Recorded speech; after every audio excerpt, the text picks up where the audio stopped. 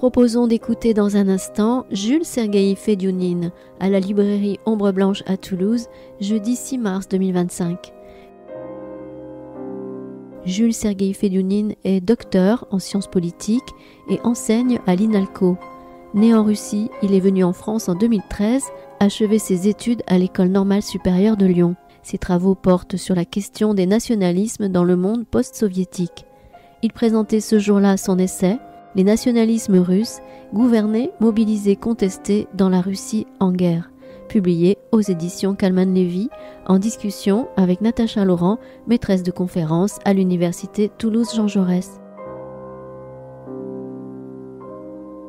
Bonsoir à toutes et à tous et bienvenue pour cette rencontre avec un livre tout à fait passionnant et vous allez voir d'une très grande finesse qui propose des clés de compréhension d'un phénomène qui sinon nous échappe beaucoup en Occident. Donc bienvenue à son auteur Jules Sergueï Fediounine avec ce livre qui s'appelle « Les nationalismes russes au pluriel ». Le sous-titre c'est « Gouverner, mobiliser, contester dans la Russie en guerre » aux éditions Kalman Levy dans cette très belle collection qui s'appelle « Liberté de l'esprit » et on salue l'éditrice et bientôt l'éditeur, qui sont dans la salle. Pour vous présenter, Jules Sergueï Fediounine, simplement dire que vous êtes politiste, que ce livre est issu d'une thèse qui a été soutenue en 2021 à l'INALCO, que vous avez très largement reprise et que vous avez très largement enrichie, puisque vous avez tous et toutes compris qu'une thèse soutenue sur ce sujet-là à la fin 2021, il s'est passé un certain nombre de choses depuis et qui ont évidemment contribué à enrichir votre réflexion. Et vous êtes actuellement post-doctorant à l'université d'Oslo dans le cadre de ces très prestigieuses bourses Marie Curie. Donc vous avez la chance d'être actuellement en Europe du Nord, dans un endroit où effectivement on regarde sans doute la Russie et on la comprend d'une façon un peu différente de ce que l'on pratique ici. Donc bienvenue à vous, merci beaucoup. Merci Natacha.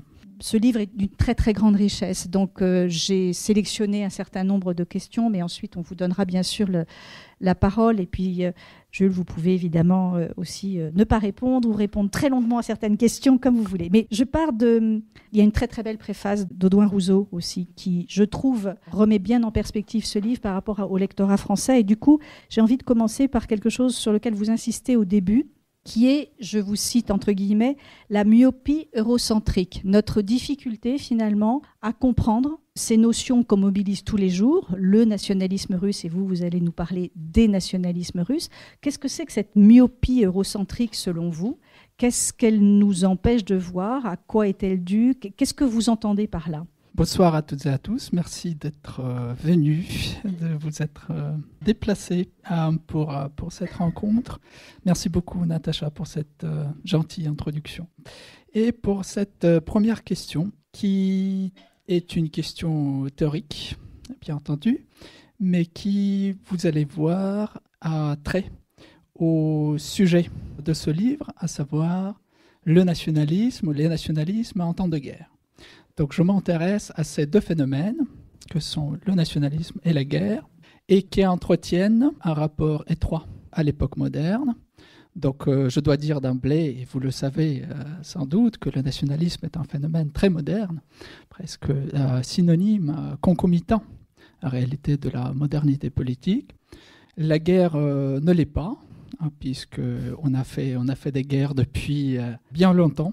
Et surtout avant l'avènement du nationalisme, eh bien ce rapport guerre au sens classique du terme entre deux États, voire plusieurs États, donc guerre interétatique et nationalisme, a existé, a été entretenu pendant de longues décennies et depuis 2 siècles, disons, avec l'avènement du nationalisme à la fin du XVIIIe, souvent on date cela de la Révolution française et les guerres napoléoniennes en Europe, eh bien c'est en Europe que ce couple, en quelque sorte, s'est constitué et s'est vérifié a fortiori. Mais, comme vous le savez toutes et tous, après 1945, les Européens ont été profondément marqués par les expériences guerrières, qui ont été attribués souvent dans les débats intellectuels, dans l'après-45, aux excès des différents nationalismes, c'est-à-dire que les différents conflits que les Européens pouvaient mener, les Européens se combattaient entre eux, et notamment la Première et la Deuxième Guerre mondiale, ont été attribués à la radicalisation du nationalisme, donc aux formes radicales du nationalisme qui s'est transformé en une forme de bellicisme. Beaucoup d'entre vous connaissent la formule de François Mitterrand, le nationalisme, c'est la guerre, qu'il prononce en 1995 devant le Parlement européen. Il y a une grande ovation qui suit. Et donc, si vous voulez, c'est un récit qui s'est construit et qui est devenu dominant, qui est devenu celui de la construction européenne elle-même, de la communauté européenne. Donc, on veut dépasser à la fois le nationalisme et la guerre pour que ce couple soit enfin brisé. Et c'est dans ce contexte-là que je parle de cette myopie européenne, puisque cette formule peut bien être valable pour l'Europe unie, au sein même de l'Union européenne, de l'OTAN, qui est un bloc militaro-politique qui exclut donc les conflits actualités ou qui est en tout cas un moyen de gérer les tensions entre les membres de ces communautés, n'est-ce pas, mais qui n'exclut nullement les conflits à l'extérieur même de l'Union européenne et de l'OTAN. Et c'est bien ce qu'on a pu voir en réalité au sortir de la guerre froide, qui est aussi une guerre. Observons l'usage du terme. Bien sûr, la guerre ne se battait pas pendant une quarantaine d'années sur le sol européen, je veux dire après 1945 jusqu'aux années 90, mais avec la désintégration de la Yougoslavie, en réalité, on retrouve des guerres qui sont certes des guerres complexes, qui peuvent être abordées comme des guerres post-impériales à bien des égards, mais aussi des guerres interétatiques entre des États en cours de formation. Des États qui se forment donc au sortir de cet État multinational que fut la Yougoslavie. Eh bien, un quart de siècle plus tard, on retrouve la réactualisation de ce même couple, guerre interétatique et nationalisme, avec le cas de l'Ukraine, et donc de l'agression russe, et même du conflit russo-ukrainien qui remonte en réalité à 2014. Et donc avec ce livre, j'ai cherché à dépasser en quelque sorte cette myopie ou ce prisme eurocentré qui supposait que ce couple ne pouvait pas renaître. En tout cas, on cherchait à exclure cette éventualité du retour de ce couple, des rapports étroits entre guerre et nationalisme. Et donc le cas de la Russie est évidemment un exemple probant à cet égard. Pour continuer, essayons de partir des notions que vous explorez, que vous analysez et dont vous montrez finalement l'extrême complexité. Le nationalisme, mais aussi... Donc, on verra tout à l'heure que pour vous, il y a plusieurs types de nationalisme et surtout, il y a une évolution des reconfigurations finalement de ces qui en fait une galaxie que vous nous expliquez. Mais il y a aussi une autre notion qui est corrélée et que l'on mobilise aussi souvent, soit pour l'associer au nationalisme, soit pour l'opposer au nationalisme. Enfin, pas pour l'opposer, mais pour en montrer la différence, c'est le patriotisme. Alors, est-ce que vous pourriez revenir là-dessus, sur la différence que vous faites entre nationalisme et patriotisme. Et puis ensuite, on parlera aussi d'un autre nationalisme dont vous parlez, qui est le nationalisme ukrainien, parce qu'il n'y a pas que les nationalismes russes. Bon, comme vous imaginez, il y a beaucoup de définitions du nationalisme, parmi d'autres phénomènes complexes de la modernité, et pas que. Bon, il n'y a pas une seule définition du capitalisme non plus, de la démocratie. Vous ne trouverez pas, évidemment, une seule définition qui vous expliquerait toutes les dimensions, qui vous montrerait toute la richesse qui peut se cacher derrière ces concepts clés du vocabulaire politique moderne. C'est le cas du nationalisme, bien entendu, qu'on peut aborder comme mouvement, qu'on peut aborder comme idéologie, qu'on peut aborder comme discours et langage. Et c'est particulièrement l'approche qui m'intéresse ici et que j'applique d'ailleurs à l'analyse du régime russe, du régime poutinien, de son discours et de l'appropriation justement du vocabulaire et de la rhétorique nationaliste qui n'est pas accidentelle, on le verra sans doute au cours de notre discussion, et qui se fait à des moments assez précis, dans un contexte bien précis, celui du conflit russo-ukrainien notamment. Et donc, je m'intéresse avant tout donc, à des expressions, bien entendu, idéologiques du nationalisme, des nationalismes russes, mais aussi au nationalisme comme langage, comme discours. Et donc là, on a souvent cette opposition qui existe non seulement en Russie, mais aussi en Europe, entre nationalisme et patriotisme. C'est-à-dire qu'on a cette célèbre formule reprise par beaucoup d'acteurs, de figures importantes de Romain Gary à Charles de Gaulle, qui reprenaient alors cette formule. Le patriotisme, c'est l'amour de son pays, et le nationalisme, c'est la haine des autres.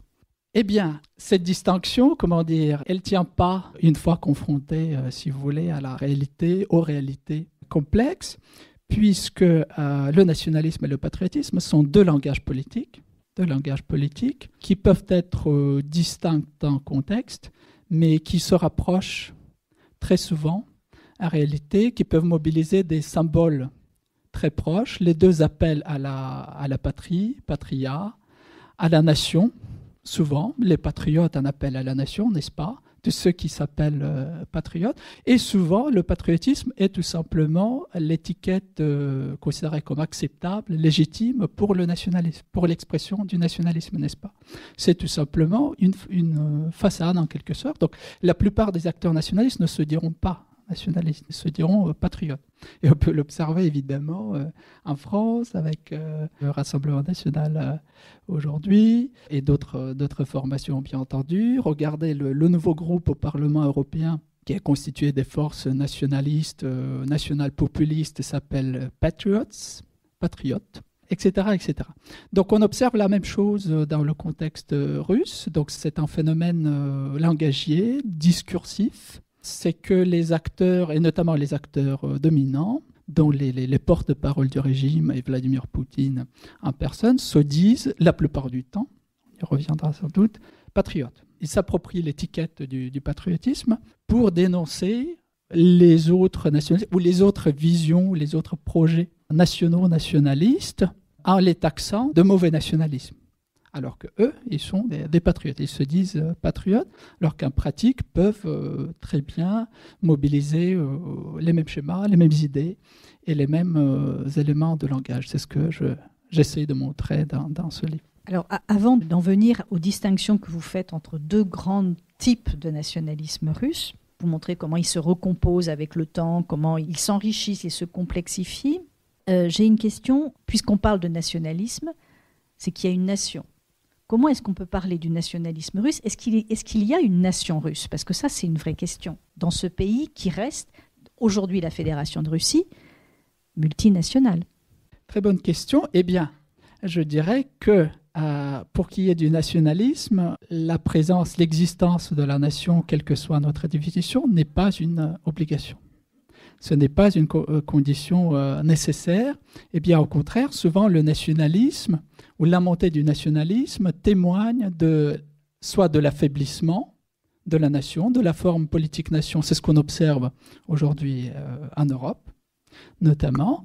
Ou bien la montée du nationalisme est due à l'inexistence ou la non-présence constatée par des acteurs qui parlent le langage nationaliste dans un contexte bien donné. Et je crois que c'est le cas de la Russie, puisque la communauté politique n'est pas définie. Il n'y a pas de consensus sur la définition de cette communauté politique qui sous-tend l'État qui s'appelle aujourd'hui la Fédération de Russie et qui est issue des formations politiques qui l'ont précédé, l'Empire tsariste, puis l'Union soviétique, qui ont été, comme vous comprenez, des États multiethniques, multiconfessionnels, hétérogènes à bien des égards, malgré des différentes politiques d'assimilation de la culture dominante qui ont été déployées volontairement ou qui se sont mises en place naturellement avec des populations cherchant à s'intégrer dans la culture dominante pour des raisons pragmatiques.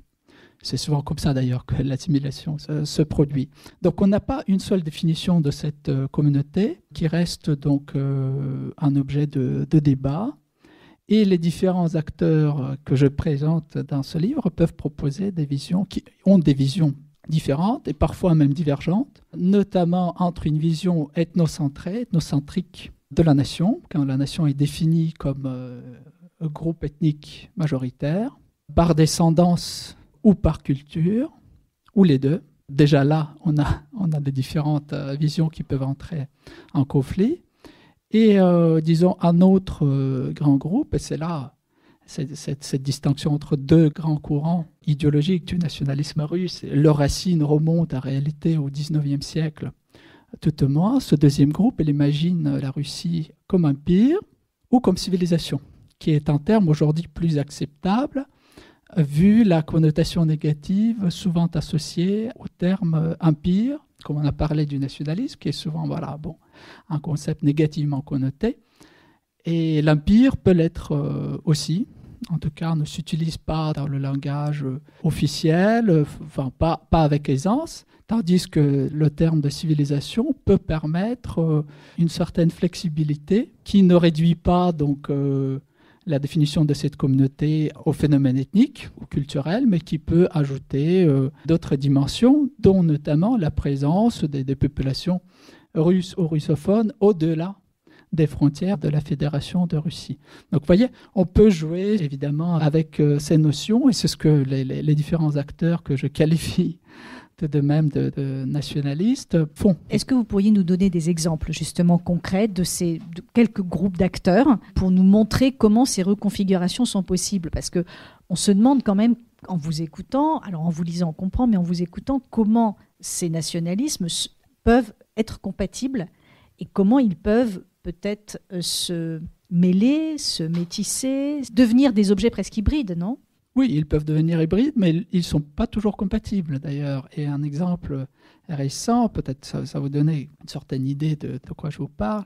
Il y a quelques mois, un député du parti dominant en Russie, donc un député qui siège au Parlement, à la Duma, a été menacé de mort par un groupe de nationalistes radicaux qui combattent sur le front ukrainien du côté russe et qui s'appelle Russich. Donc c'est une espèce de milice ultra-radicale qui mêle, sur le plan idéologique, il y a un certain syncrétisme avec une esthétique néo-nazie et un fond très ethnocentrique, donc qui définit ces acteurs-là qui pratiquent la violence, définissent la nation russe comme la nation ethnique, purement ethnique, par le sang. C'est-à-dire qu'on peut être russe par le sang, entre guillemets, ou sans guillemets, pour ces acteurs-là, c'est-à-dire par la descendance. Soit vous êtes né russe, soit vous n'êtes pas né russe. Et ces acteurs-là ont menacé ce député du parti présidentiel. Pourquoi ?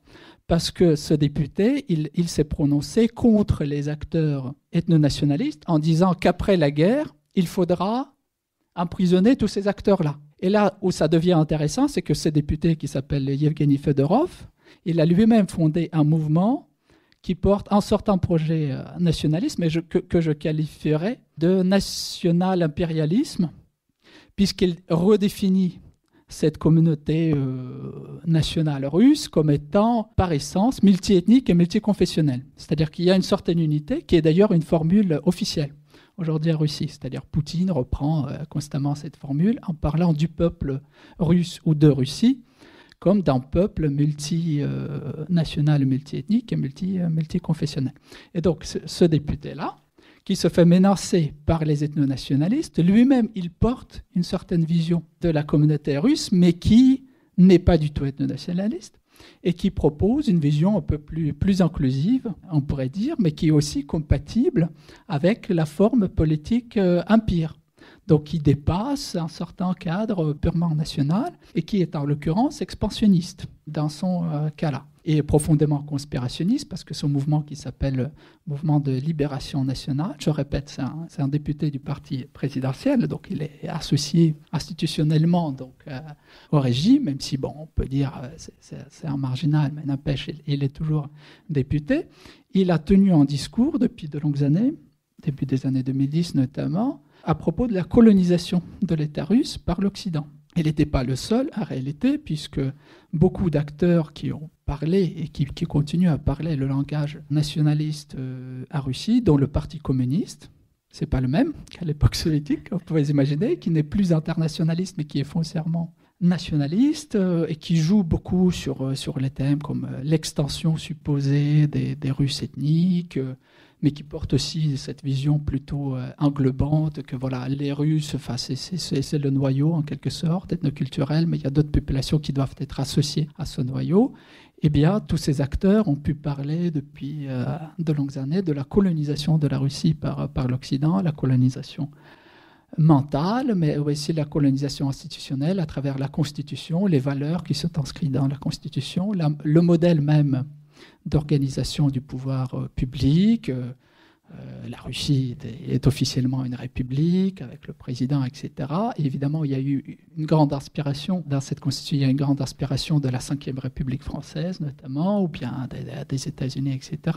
Donc du modèle occidental. Et tous ces acteurs-là disent qu'il faut maintenant, d'ailleurs, c'est maintenant le contexte de la guerre et donc du conflit par procuration ou pas avec l'Occident, que c'est le moment de se débarrasser, enfin, de briser ce lien et de revenir donc à un certain modèle traditionnel pour la Russie, tout en s'appuyant sur des notions comme celui d'État-civilisation, qui est une autre notion très intéressante et qui a été d'ailleurs officialisée tout dernièrement par Poutine, inscrite dans plusieurs documents officiels, dont le concept de politique étrangère dans sa nouvelle version de 2023. Et qui, grosso modo, dit que c'est un peu plus qu'un État-nation, comme vous pouvez voir. Donc, on joue aussi avec le concept. C'est pas un État-nation classique, c'est un État-civilisation, donc c'est quelque chose de plus grand déjà.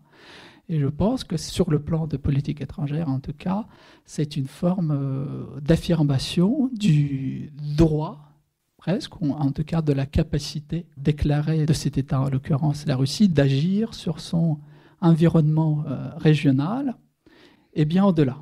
Ce que les États-nations, disons de type européen, ne pourraient pas faire. Donc, vous voyez, on a une circulation, c'est ce que j'ai essayé de montrer dans ce livre, on a une certaine porosité entre les différentes idées qui peuvent circuler, plus ou moins radicales, notamment entre ces deux courants qui peuvent entrer en conflit, comme je vous l'ai montré à partir de cet exemple un peu extravagant, mais qui sont aussi, donc tous ces courants, toutes ces idées ont été partiellement repris et instrumentalisés, j'insiste sur ce terme, donc j'utilise le terme de nationalisme instrumental, pour qualifier la posture du régime russe vis-à-vis de cette galaxie nationaliste assez complexe. Et je dois peut-être ajouter qu'on peut aussi classer tous ces acteurs non seulement selon leurs idées, mais aussi selon leur positionnement vis-à-vis du pouvoir. Ça, c'est un moment très important, je crois, de votre livre, où vous expliquez effectivement que ces différentes positions se comprennent aussi par rapport à la situation de ces acteurs,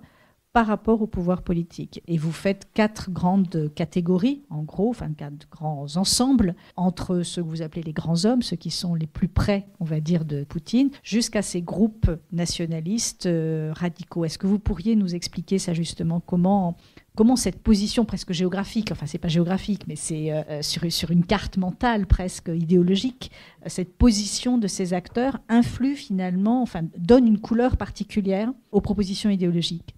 Je pense qu'on peut utiliser ici, à juste titre, la métaphore presque biologique et parler d'écosystème, en fait, d'écosystème d'acteurs dans le rapport au pouvoir institué, c'est-à-dire à l'État et au régime qu'il incarne. Bon, forcément, le régime de Poutine, et Poutine lui-même en personne, puisque c'est un régime qui a évolué aussi au cours des 25 dernières années maintenant. Ça fait un quart de siècle qu'il est au pouvoir, qui a évolué d'une espèce de démocratie de façade, qui était déjà le régime de Yeltsin, si vous voulez, démocratie de façade, électorale au départ, puis voilà, démocratie de façade, vers un autoritarisme d'abord de type un peu bureaucratique, des élites bureaucratiques, administratives qui dominent, vers un régime personnel. Ces dernières années, et notamment depuis le début des années 2010 et le conflit russo-ukrainien depuis 2014, la guerre russo-ukrainienne a contribué évidemment à cette personnalisation accrue du pouvoir. Et donc je distingue entre plusieurs cercles ou écosystèmes. Donc évidemment, il y a la sphère officielle, avec les porte-paroles du régime, dont Poutine lui-même et quelques personnages dans son entourage, l'ancien président Medvedev, le ministre des Affaires étrangères Lavrov et quelques autres, qui s'expriment donc au nom du pouvoir, au nom du régime, et qui parlent le langage nationaliste, mais dans une forme dosée, instrumentale, etc. Puis on a toute une multitude d'acteurs, donc un écosystème d'acteurs para-étatiques para-étatiques, c'est-à-dire qui ne relèvent pas de l'appareil de l'État, mais qui sont associés au régime, parfois financés par l'administration présidentielle, parfois non. Et parmi ces acteurs, évidemment, il y a l'opposition dite systémique, c'est-à-dire l'opposition qui joue le jeu du régime autoritaire, qui est représentée au Parlement. À la Duma d'État, c'est le Parti communiste, le mal nommé Parti libéral-démocrate du défunt Zhirinovski. C'était une espèce de, pour vous donner une comparaison, une mise en regard, c'est une espèce de Jean-Marie Le Pen russe. Et un autre parti qui a été créé par le Kremlin d'orientation social-démocrate qui s'appelle Juste Russie. Et puis il y a un parti pseudo-libéral plus récemment qui a été ajouté, s'appelle le Nouveau Peuple. Voilà, il y a ces acteurs-là qui parlent ce langage nationaliste aussi, qui peuvent avoir leur propre vision. Mais il y a aussi d'autres acteurs politiques ou non politiques, politisés, dont les orthodoxes bien sûr, et d'autres confessions, puisque, pour reprendre la formule officielle, la Russie est toujours un État et s'est formé comme un État multi-ethnique et multiconfessionnel. Donc il y a 80% de la population qui représente la majorité ethnique, mais il y a 20%, et ce n'est pas négligeable, des personnes qui ne se disent pas appartenir à cette communauté. En russe, ça se dit ruski et pas rossiski. Il y a déjà ces distinctions dans la terminologie officielle. Et donc dans les 20%, donc, il y a une forte présence, par exemple, de l'islam. Et donc forcément, il y a des organisations qui parlent au nom de cette communauté de musulmans, qui sont très désunies. Enfin, il y a plusieurs organisations qui représentent l'islam, mais qui sont aussi, en quelque sorte, associées à l'État. Au même titre que l'Église orthodoxe russe, qui s'est beaucoup reprochée, bon, c'est un sujet à part évidemment, surtout le patriarche Kirill, évidemment, et quelques porte-paroles. En fait, c'est presque la même structure que dans le régime russe, avec quelques porte-paroles qui sont autorisés à s'exprimer au nom de l'Église cette fois-ci. Donc, qui portent l'agenda, en quelque sorte, de l'Église, le discours, le grand discours, les idées, et tous les autres qui doivent rentrer dans leur rang. C'est un système très, très vertical et hiérarchique. Puis, on a une autre couche, un autre écosystème des acteurs, justement, politiques, l'opposition non parlementaire. Et là, contrairement justement à cette opposition parlementaire et au régime officiel, qui ont des affinités avec ce courant idéologique que j'appelle national impérial / impérialisme, parce qu'il y a une différence d'ailleurs entre l'impérial et l'impérialisme, ou le civilisationnisme et l'impérialisme. L'impérialisme prône la violence et l'extension de cette unité politique qu'est la Fédération de Russie, de cet État, donc son extension territoriale par la violence, alors que les civilisationnistes ou les impériaux ne sont pas toujours, très belliqueux, qui peuvent penser, oui, ça serait bien d'élargir, mais plutôt par la voie pacifique, voilà. Mais bon, depuis 2022, tous ces acteurs plutôt sont rentrés dans les rangs, évidemment, des bellicistes en disant, bon, de toute façon, là, on n'a pas le choix, sinon on nous écrasera. Donc, la Russie, donc il faut se tenir à la guerre, et il faut aller même plus loin que ce que fait le régime. C'est d'ailleurs une tension que je décris aussi dans ce livre. Et donc, dans cette couche des acteurs non étatiques, on retrouve principalement des ethno-nationalistes. Donc ce deuxième courant, grand courant idéologique, remontant aussi au 19e et au début du 20e siècle, c'est des acteurs qui ont été marginalisés de manière tout à fait délibérée par le régime poutinien depuis le début des années 2000. C'est-à-dire qu'il y a eu une politique d'exclusion de ces acteurs de l'espace politique officiel jusqu'à la répression des plus radicaux, enfin de ceux qui ont été considérés comme une menace en quelque sorte pour le régime. Donc aucun parti ethno-nationaliste n'a été enregistré en Russie, ou en tout cas leurs idées ont été partiellement instrumentalisées, y compris par ce parti de Zhirinovski, etc. Mais seulement partiellement, vous voyez, donc c'était une forme de canalisation.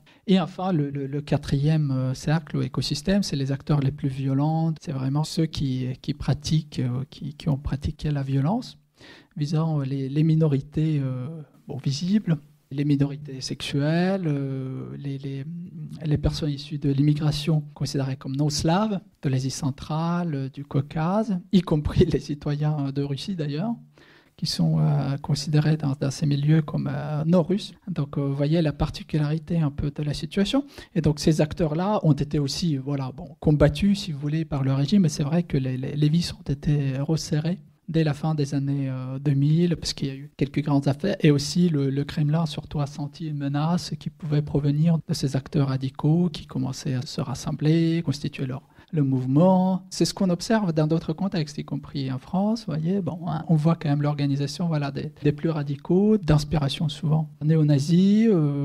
masculinistes, compatibles avec les formes de violence, cyberharcèlement, mais aussi la violence physique qui s'exerce dans les rues. Ou un autre exemple, c'est les États-Unis, évidemment, aujourd'hui. Donc, c'est-à-dire que même les démocraties, évidemment, ne sont pas vaccinées contre ce type de nationalisme vraiment, vraiment radical et violent.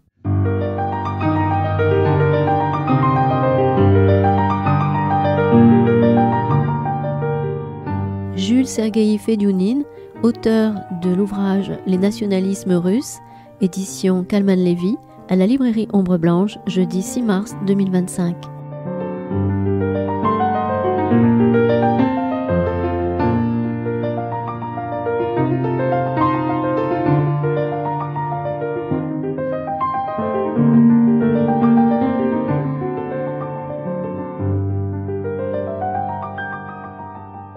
Il y a un groupe auquel on pense tous, qui est Wagner. Vous le mettez où dans ces écosystèmes? C'est quel écosystème?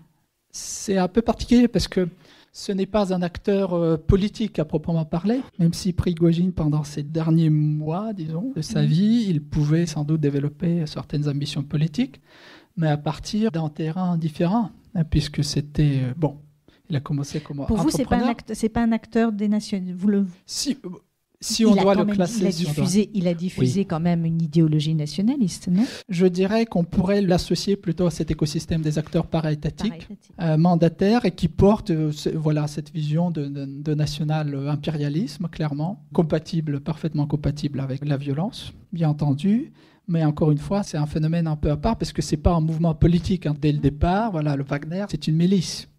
C'est une société militaire privée, comme on dit. Encore une fois, la Russie n'est pas le seul pays où il y a ce type de société, d'organisation, qui sont y compris déployées sur le terrain dans des contextes touchés par la guerre, c'est-à-dire qui participent en tant qu'acteurs, en tant que combattants. Les États-Unis les ont déployés en Irak, notamment. C'est des cas bien connus. Et donc, c'est une milice, bien sûr, mais qui a été, par leur chef, le fondateur, Prigojine, et le principal porte-parole, qui pouvait avoir une certaine dimension idéologique, en tout cas vers la fin, depuis leur engagement sur le front ukrainien, depuis 2022, même si en réalité, les combattants de Wagner ont été déployés dans le Donbass dès 2014. Et puis en Syrie aussi, évidemment. Mais c'était un instrument avant tout de l'État russe qui préférait ne pas afficher la présence officielle, en quelque sorte, de masquer la présence militaire russe en Syrie, dans le Donbass, qui permettait au régime, au Kremlin, d'avoir une marge de flexibilité, évidemment, dans les négociations, tout en niant publiquement la présence, l'assistance militaire russe, etc., etc. Donc c'était des mandataires du régime, mais idéologisés à travers leur leader défunt, désormais, puisqu'il a osé défier. Poutine n'a pas voulu rentrer dans le rang. Quand le conflit qui l'opposait au commandement militaire russe, et Poutine, c'est le chef des armées, et au ministère de la Défense. Et là, Poutine devait faire le choix. Et il a choisi évidemment en faveur de son commandement militaire. Et là, Prigojine n'a pas voulu rentrer dans le rang. Donc, et la suite, vous le savez. Alors, avant de passer la parole au public, je voudrais vous poser peut-être une dernière question. On a vu la très grande nébulosité finalement de cette galaxie. Son caractère aussi évolutif, parce que vous le montrez dans votre livre, la guerre transforme aussi le nationalisme et les nationalismes transforment aussi la guerre. Enfin, c'est un couple infernal qui évolue ensemble. Comment le régime poutinien parvient-il à gérer justement toutes ces contradictions, ces concurrences, ces sources potentielles de conflits idéologiques, vous l'avez montré, dans le cadre de cette guerre? Est-ce que des notions nouvelles apparaissent pour peut-être, non pas clarifier, parce que vous montrez qu'au contraire, il ne clarifie rien du tout, mais pour continuer justement à tenir finalement un attelage qui est quand même assez infernal. Oui, merci encore pour cette question pertinente. Je dirais que le régime russe et sa logique dans différents domaines est une logique bureaucratique ou technocratique, managériale presque. C'est un régime qui cherche à gérer les différents dossiers, y compris tout ce qui concerne donc les questions d'idéologie, les débats d'idées qui peuvent avoir lieu dans un espace public très restreint et qui est très limité par le régime lui-même. Et ce, depuis de nombreuses années, avec les différents mécanismes, dont le contrôle des médias, les principaux médias, plus récemment, le contrôle et la censure sur Internet, et évidemment la gestion de la représentation politique. Donc on a parlé de l'opposition systématique, c'est-à-dire que c'est le régime, grosso modo, bon, disons plus précisément l'administration présidentielle, c'est-à-dire le président et ses conseillers, voilà, bon, tous ceux qui l'entourent. Il n'y a pas beaucoup de personnes, si vous voulez. Bon, c'est quelques centaines de personnes qui prennent des décisions par rapport à qui pourrait être représenté, quelle serait la marge de manœuvre sur le plan discursif notamment, le degré de critique envers le régime qui serait toléré. Et donc cette même logique je dirais pas du pluralisme, en sciences politiques, il y a ce terme qui est souvent utilisé, le pluralisme limité ou géré, administré, peu importe. Donc il y a un peu de ça, bon, je sais pas, oui, bon, on peut l'appliquer, je pense toujours au cas russe, y compris en temps de guerre, avec évidemment plus de contraintes. C'est-à-dire qu'on ne peut plus défier ouvertement le gouvernement russe sans être réprimé, souvent de façon violente, c'est-à-dire expulsé du pays ou bien arrêté. C'était le cas notamment des répressions démonstratives, la plupart des cas, envers les opposants à la guerre. Tous ceux qui ont levé la voix contre la guerre, eh bien, ont été persécutés, toujours dans un cadre légal ou pseudo-légal, puisqu'il y a eu une loi qui a été adoptée dès mars 2022, pénalisant les soi-disant fake news à propos des forces armées russes. Et donc, dès que vous vous exprimez sur ce que font les armées russes sur le front et ce qui ne plaît pas ou ne correspond pas au récit officiel transmis par les médias officiels, eh bien, vous risquez d'être persécuté. Vous voyez ce genre de mécanismes qui sont assez brutaux. Dans le cadre des voix nationalistes, c'est assez intéressant parce que, bon, la plupart de ces acteurs nationalistes que je montre, ceux qui ont survécu parmi les ethno-nationalistes ou ceux qui sont parmi les para-étatiques, la plupart d'entre eux ont soutenu la guerre, évidemment, pour des raisons souvent différentes. Ils ont des lectures, d'ailleurs, différentes, qui collent à leur idéologie, à leurs idées. Parce que pour certains, c'est la lutte pour les populations ethniquement russes ou les populations russophones d'Ukraine, pour la libération de ces populations. Pour d'autres, plutôt impérialistes, comme les idéologues qui se regroupent autour du Club d'Isborsk, soi-disant Club d'Isborsk, c'est un autre cas intéressant, d'organisation para-étatique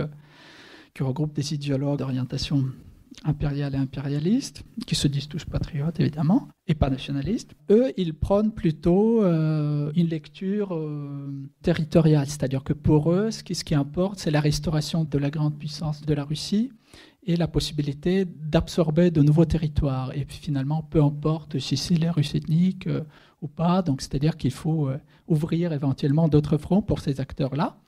Et donc beaucoup de ces acteurs qui ont soutenu, il y en a qui n'ont pas soutenu, y compris parmi les ethno-nationalistes, marginalisés encore une fois, qui ont dit non, parce que c'est une guerre fratricide. C'est un ethnocide, même, ils utilisent le terme, parce qu'il y a deux populations, russes et ukrainiennes, qui se battent et qui diminuent leur propre potentiel ethnique, racial, parce qu'ils utilisent aussi évidemment le langage racial, raciste, pour dire, voilà, bon, c'est un crime presque, vous voyez, contre le génome, voilà, des populations blanches aussi, voilà, il y a le thème de la blanchité, etc. Mais bon, parmi tous ceux qui ont soutenu, il y a aussi des tensions. Parce que la plupart de ceux qui ont soutenu, ils pensent qu'il faut frapper plus fort et aller plus loin en Ukraine que ce que ne fait le Kremlin.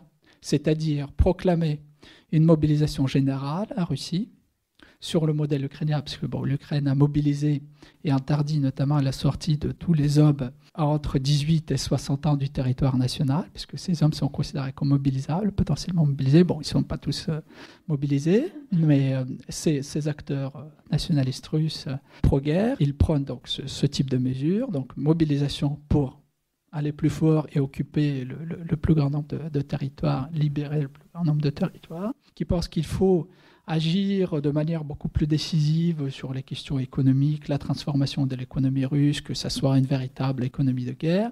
Le renouvellement des élites, il faut enfin se débarrasser de tous ces oligarques proches de Poutine, parce que finalement leur logique est celle des commerçants, c'est des gens qui sont intéressés, attirés par le profit, ils possèdent tous des richesses en Occident, ce qui est le cas de beaucoup d'entre eux, toujours. Ce qui n'est pas faux. Hein. Ce qui n'est pas faux, et qui pensent qu'il faut un renouvellement des élites pour remplacer toutes ces élites pourries, selon eux. Donc instaurer une forme de terreur, et souvent même le thème de la Plitchtina, pour ceux qui connaissent un petit peu le contexte, enfin l'histoire de la Russie, c'était un régime de la terreur instauré par Ivan le Terrible au XVIe siècle. Et donc ce terme est évoqué pour dire qu'il nous faut ça pour renouveler les élites et pour qu'une nouvelle élite foncièrement patriotique puisse émerger et remplacer toutes ces élites qui restent malgré tout très attachées à l'Occident. Il faut aller plus loin dans la promotion des valeurs spécifiquement russes, c'est-à-dire le rejet de tout ce qui est à l'Occident, à savoir les droits de l'homme dans l'interprétation dite occidentale, considérée comme étant occidentale, puisque le régime russe n'a jamais renoncé d'ailleurs à l'usage des droits de l'homme, mais c'est assez drôle, bon, c'est macabrement drôle si vous voulez, parce que je cite cet exemple. Dans le livre, il y a le décret poutinien que Poutine signe sur la promotion des valeurs traditionnelles en novembre 2022. Et parmi les valeurs traditionnelles, on retrouve la justice, les droits de l'homme, la vie. Vous voyez, donc c'est une interprétation qui peut... Voilà, bon, c'est des notions vides en quelque sorte, des signifiants vides, qui peuvent être remplis de contenu, de ce que vous voulez. Et c'est pas non plus... la Russie ne fait pas exception à cet égard, parce que bon, si vous regardez l'Iran, le régime iranien parle aussi des droits de l'homme, le régime chinois parle des droits de l'homme, vous voyez. Et évidemment, c'est le rejet du pluralisme politique à l'occidental. Donc, il y a un programme maximaliste, c'est ça ce que je voulais dire, il y a un programme maximaliste porté par ces acteurs, voilà, par cette coalition hétérogène pro-guerre, avec encore une fois toutes les tensions qui peuvent exister au sein de cette coalition de nationalistes pro-guerre. Et dont certains, tous ceux qui restent loyaux au régime, n'ont pas souffert, n'ont pas été persécutés, même s'ils pouvaient tenir des propos, voilà, comme il faut renouveler les élites, abattre les oligarques, les élites compradors. C'est très intéressant, l'usage d'un terme marxiste à la base, compradors, c'est-à-dire les élites coloniales présentes dans les colonies qui contribuent à l'appauvrissement des populations des territoires colonisés au profit du commerce, enfin qui font du commerce en réalité avec le métropole et qui s'enrichissent sur le dos évidemment des colonisés. L'usage de ce terme, les élites compradors, tous ces acteurs n'ont pas été touchés tant qu'ils restent loyaux. Tant qu'ils disent, qu'ils reconnaissent, Poutine c'est notre chef, on doit se ranger derrière lui, on suivra quelle que soit sa décision. Évidemment, bon, ils peuvent exprimer leur mécontentement de temps en temps, mais voilà, sans jamais dépasser les lignes rouges. Mais certains ont dépassé, c'est le cas de Strelkov. C'était un gars, Girkin de son vrai nom, c'était un chef de guerre dès 2014 dans le Donbass, qui est russe de nationalité russe, de citoyenneté russe, qui s'est rendu dans le Donbass comme un chef de guerre qui prend la direction des forces séparatistes dans le Donbass en 2014, qui est puis rappelé du Donbass à Moscou au moment où le Kremlin décide de signer les accords de Minsk. Donc c'est là où je commence à parler du nationalisme instrumentalisé, instrumental par le régime, hein, qui parle de l'annexion de la Crimée et de la guerre du Donbass au nom de la défense des Russes, ethniques notamment, hein, en reprenant la formule partagée par toutes les forces nationalistes depuis la chute de l'URSS, c'est que le peuple russe est un peuple divisé. Et en même temps, donc quelques mois plus tard, pour des raisons purement géopolitiques, qui signe les accords de Minsk qui prévoyaient la réintégration du Donbass dans l'Ukraine. Donc vous voyez qui joue, enfin qui instrumentalise l'agenda nationaliste. Et donc ce Strelkov-là, qui a été rappelé en 2014, mais qui est resté dans l'opposition au régime de Poutine, qui se disait nationaliste évidemment. Depuis 2022, il est devenu un critique pro-guerre, un critique pro-guerre du régime poutinien, en disant que le régime a commis que des erreurs, c'est-à-dire qu'il n'est pas allé assez loin, n'a pas proclamé la mobilisation, n'a pas mobilisé l'économie, il y a pas, les forces armées n'étaient pas prêtes parce que toutes les élites sont corrompues. Et il est allé jusqu'à accuser Poutine directement sur Telegram, qui est un réseau social très, très populaire en Russie et qui a été lu par des centaines de milliers, voire des millions de personnes, quotidiennement sur ce réseau social et qui a commencé à insulter Poutine en personne. Non seulement le ministre de la Défense Shoigu, qui a été remplacé entre-temps, parce que trop critiqué, y compris par les acteurs loyaux au régime, mais qui pensaient qu'il faisait mal son boulot, parce que trop corrompu, voilà. Et donc, Girkin, il allait plus loin. Il a voulu se représenter aussi aux élections présidentielles, etc. Et a accusé Poutine directement, a remis en cause sa légitimité publiquement. Et qu'est-ce qui arrive en 2023, à l'été 2023, il est arrêté pour extrémisme. Donc, tous les autres ne sont pas des extrémistes, selon la logique du régime. Donc, vous pouvez tenir des propos extrêmes, mais vous n'êtes pas considéré extrémiste tant que vous n'êtes pas considéré comme une menace pour le régime. Dans la même logique, le mouvement de Navalny a été proclamé aussi une organisation extrémiste, comme vous le savez. Et donc lui, il a été jugé, et maintenant il est derrière les barreaux. Ce Girkin Strelkov, c'était donc une mesure symbolique qui montrait aussi qu'il ne faut pas dépasser certaines lignes rouges. Même si vous pouvez tenir un discours plus radical, porter un agenda maximaliste, vous devez montrer un certain respect envers Poutine en tant que chef qui doit rester incontesté. Et puis, vous devez connaître votre place. Ne cherchez pas à mobiliser, y compris au nom d'une certaine idéologie, avec un certain discours nationaliste contre le régime. Donc là, tout de suite, vous êtes classé parmi les fouteurs de troubles. Et donc... c'est la limite qu'on ne peut pas franchir. Je vous propose maintenant de vous passer le micro si vous avez des remarques, des questions, des réactions, des demandes. Oui. Merci pour votre exposé, c'était très intéressant. Et par ailleurs, je voudrais savoir si on sait si le peuple russe, il est nationaliste ou patriote. Eh bien, ça nous ramène à la question des méthodes, en fait. Comment est-ce qu'on peut savoir ce que pensent, disons, j'aime pas cette expression, les Russes ordinaires, on pourrait dire les Français ordinaires, etc. Disons une majorité de citoyens simples, entre guillemets, à propos de tout ça. C'est extrêmement compliqué de le savoir déjà dans les contextes démocratiques. Ça l'est d'autant plus dans un contexte autoritaire et a fortiori dans un contexte de guerre. Un régime autoritaire impliqué dans une guerre qu'il mène lui-même. Les instruments dont on dispose, dont les sondages ou bien les données de focus group, c'est-à-dire quand on réunit un certain nombre de personnes pour une discussion un peu libre sur un certain nombre de sujets, c'est ce que font souvent les sociologues ou encore des entretiens.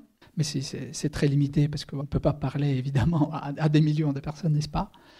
Donc tous ces instruments se montrent insuffisants, évidemment, pour connaître les véritables opinions. Et encore, il y a évidemment un décalage entre ce que les gens peuvent dire publiquement et ce qu'ils peuvent penser, surtout dans des contextes autoritaires. Vous voyez, il y a une forme de double pensée qui a existé d'ailleurs dans le contexte russe d'aujourd'hui. Il y a une forme des pratiques sociales qui se reproduisent depuis l'époque soviétique, en quelque sorte, parce que on ne pouvait pas évidemment tout dire en public. Donc avec le célèbre phénomène des cuisines personnelles, on pouvait discuter un peu plus librement, vous voyez, se partager les idées. Comme le samizdat était juste une forme de cette réflexion en quelque sorte collective, l'échange d'idées alternatives, n'est-ce pas, dans un contexte où on ne peut pas tout dire en public. Eh bien, aujourd'hui, on se retrouve un petit peu dans cette même situation, c'est-à-dire qu'il est extrêmement compliqué de savoir ce que peuvent penser beaucoup de Russes, mais les données dont on dispose montrent une forme de conformisme dans la majorité. J'ai du mal à utiliser ces termes-là, parce que quelle est cette majorité ? Mais disons une certaine majorité, une partie importante de la population russe qui se montre plutôt conformiste, qui accepte l'état actuel des choses, qui dit soutenir ce que fait Poutine, qui approuve les décisions, mais dans la plupart des cas, je pense, ou en tout cas dans beaucoup de cas, c'est juste un soutien passif, en quelque sorte, qui est exprimé pour ne pas être dérangé, si vous voulez. Qu'on dit soutenir, mais parce que c'est ce qui est attendu, en quelque sorte. C'est une attitude attendue, socialement, j'ai oublié les termes la sociologie qu'on utilise, socialement attendue. C'est une attitude qu'on attend de vous, et qu'on imagine qu'on attend de vous. N'est-ce pas ? Quand on vous pose des questions, qu'est-ce que vous pensez en fait du régime ? Déjà, il faut être sacrément courageux pour dire en fait, non, j'aime pas trop ce gars-là qui est au Kremlin, etc. J'approuve pas tout à fait ce qui se passe, ces mécanismes répressifs qu'on a évoqués tout à l'heure. Et puis il y a un sentiment qu'il faut approuver parce que ça serait l'attitude d'une certaine majorité. C'est comme ça que les faits sociaux, pour utiliser le langage de Durkheim, se produisent, n'est-ce pas, en pensant à cet autre. Voilà, cet autre qu'on construit tous collectivement dans nos têtes. Et ce qui constitue ce qu'on appelle l'opinion publique, n'est-ce pas? Voilà. Donc dans le contexte russe, très, très difficile de savoir. Donc j'emploierai pas ces termes-là, en fait, nationaliste, patriotique, pour décrire la population russe en général. Parce que je pense qu'on doit être... ni d'autres termes d'ailleurs, pour dire, voilà, ils sont tous passifs parce qu'ils acceptent la dictature, ou bien... il y en a qui sont résistants. Oui, il y en a sûrement qui ont protesté, mais c'est très difficile de coller ces étiquettes. Donc, je ne pense pas que ce soit vraiment productif de le faire. Oui, je voudrais savoir, avec votre connaissance de l'actualité, est-ce qu'il faut prendre au sérieux la menace russe envers l'Occident? Qu'est-ce que vous en pensez? Merci pour votre question. Ça dépend ce qu'on entend par cette menace russe. Parce que ce n'est pas une notion donnée, n'est-ce pas? C'est quelque chose qui se construit. Toute menace se construit par le discours. En tout cas, c'est une des écoles des relations internationales qui le dit, l'école constructiviste, que voilà, on est obligé, on constitue des menaces, n'est-ce pas? Par le discours. C'est-à-dire qu'on décide ce qui est considéré comme une menace et ensuite on élabore un certain nombre d'actions qui pourraient nous aider, je veux dire, les États, les collectivités, de se protéger contre ce qui est considéré comme une menace. Donc, quand on parle de la menace russe, dans le contexte actuel qu'on connaît, on pense évidemment à une Russie militariste, belliqueuse, qui pourrait représenter donc une menace en termes militaires, donc d'invasion possible sur le territoire européen, à proprement parler, je veux dire les États membres de l'Union européenne ou de l'OTAN, ou encore les formes de pression ou d'influence malfaisante, etc., donc des cyberattaques, etc., ou l'influence idéologique, attiser les tensions, etc. C'est d'ailleurs, juste pour vous donner quelques idées, en Russie, aujourd'hui, on parle beaucoup de la menace occidentale. Depuis des années, on a parlé beaucoup de la menace occidentale, c'est-à-dire que ça se construit évidemment à des fins politiques. La menace occidentale, aujourd'hui, elle est un peu moins occidentale. Et donc, vous connaissez ce concept d'Occident collectif qui a été forgé, mis en avant par Poutine dès 2022. Il a dit, voilà, c'est cet Occident collectif qui veut nous détruire, qui veut tout simplement détruire la Russie. Donc, ils ont cherché à nous mettre à genoux, alors qu'ils ne voulaient pas nous intégrer dans leur structure, etc. Voilà, tout ce discours fondé sur le ressentiment. Et aujourd'hui, ils veulent nous détruire.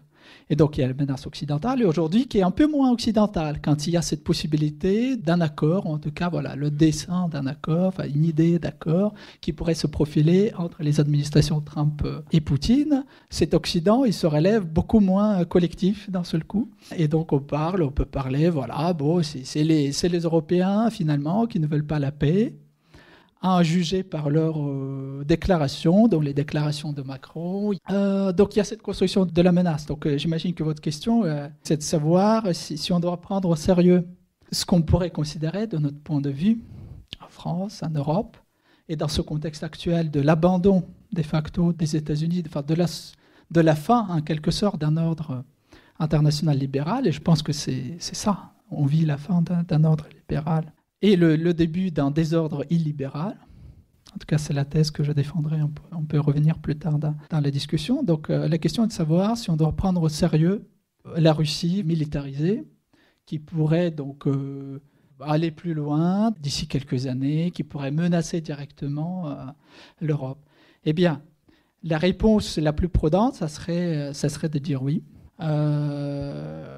En réalité, je le rappelais, c'était évidemment avant la réélection de Trump, quand j'ai terminé ce bouquin-là, et j'écrivais, je crois que c'est l'une de mes dernières phrases, je tenais à rappeler la formule de Raymond Aron, auteur de cette collection Liberté de l'esprit, qui disait dans son œuvre principale, La paix et guerre entre les nations, qui disait, voilà, un peu au passage, mais c'est d'une richesse incroyable, son œuvre on retrouve voilà, de très belles idées, très belles formules, presque sur chaque page. Je rappelais l'une de ces formules qui disait que le principe de la paix n'est pas différent du principe de la guerre.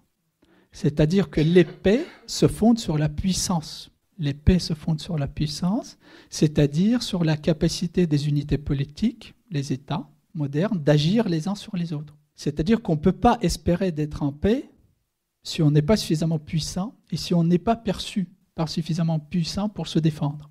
Donc, quelle que soit la menace qu'on se construit, je pense qu'on a raison de percevoir l'État russe, le régime russe, avec sa direction actuelle, comme une menace très importante.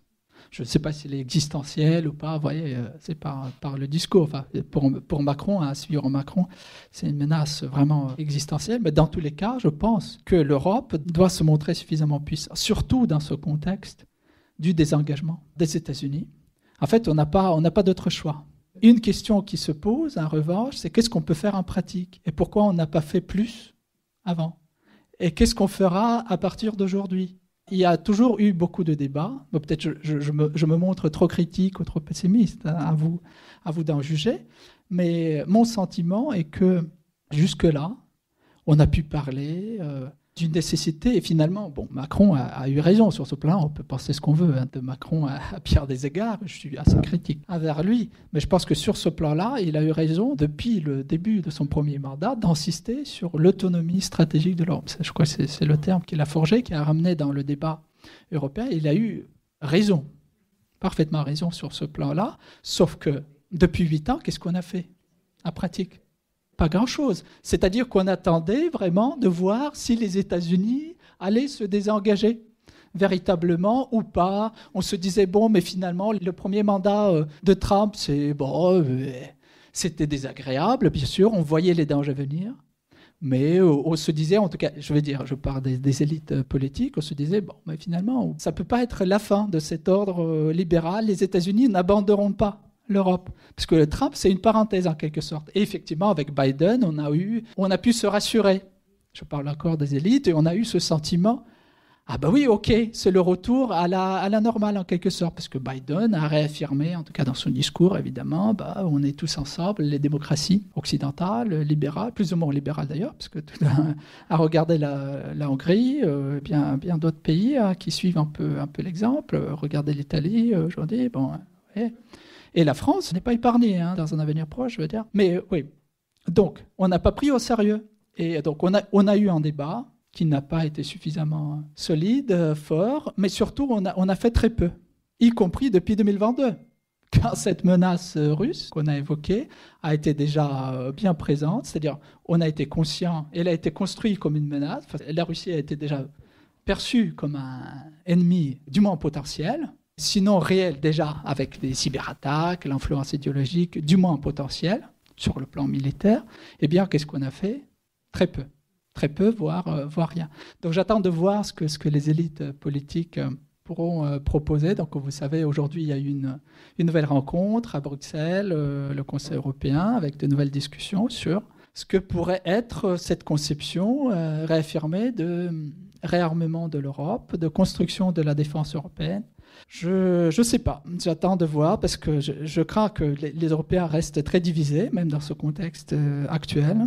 Il y en a encore qui espèrent d'entretenir des relations bilatérales avec les États-Unis, quoi qu'il en coûte, parce qu'ils ne croient pas justement à cette possibilité d'une Europe de la défense, y compris ils ne voient pas de leadership de la France de Macron ou d'une autre figure. Je parle notamment, je pense des Polonais ou des Baltes qui ne pensent pas tout simplement que la France pourra. Donc il y a cette division qui persiste malgré tout. Donc la question réémerge, est-ce qu'on doit passer à cette Europe à géométrie variable et donc laisser tous ceux qui sont pas prêts à s'engager de côté? Mais là, la question qui se pose, quelle Europe on veut construire et donc avec quelle unité? Et la deuxième chose qui me fait un peu peur, en tant qu'Européen, en tant que Français, c'est qu'une politique de défense, c'est un instrument après tout.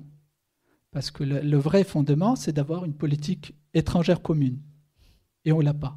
On n'a pas de politique étrangère commune. On n'a pas d'objectif stratégique, malgré l'existence d'un poste depuis un certain nombre d'années, de représentants. Regardez, même l'intitulé du poste. Aujourd'hui, c'est Kaja Kallas, l'Estonienne, qui occupe ce poste. Représentante en matière des questions de politique étrangère et de défense. C'est-à-dire, c'est toujours une résultante des 27 au moins, voire 7, voire plus, parce que les États peuvent avoir plusieurs politiques étrangères, n'est-ce pas, sur les différents domaines. Donc une résultante, tout simplement, au consensus en dénominateur commun, qui souvent se fait selon le plus petit dénominateur commun de ces politiques étrangères. C'est-à-dire qu'on n'a pas une seule politique étrangère. Et je pense que sans cela, on ne peut pas avoir une politique de la défense, en tout cas efficace, qui pourrait être perçue comme efficace et qui pourrait faire de l'Europe une puissance suffisamment forte pour garantir la paix face aux autres, y compris la Russie. Vous voyez ? Donc voilà, bon, désolé de vous balancer tout ça, mais voilà. Le moment est sérieux, en tout cas, et je pense qu'on doit être à la hauteur des défis qui nous regardent, auxquels on fait face. On peut remercier Jules Fédionine et je vais vous dire que son livre est bien sûr en vente et il peut vous le dédicacer parce que c'est un livre extraordinairement riche pour arriver à comprendre toutes ces complexités des nationalismes russes. Merci beaucoup à vous toutes et tous. Merci à vous.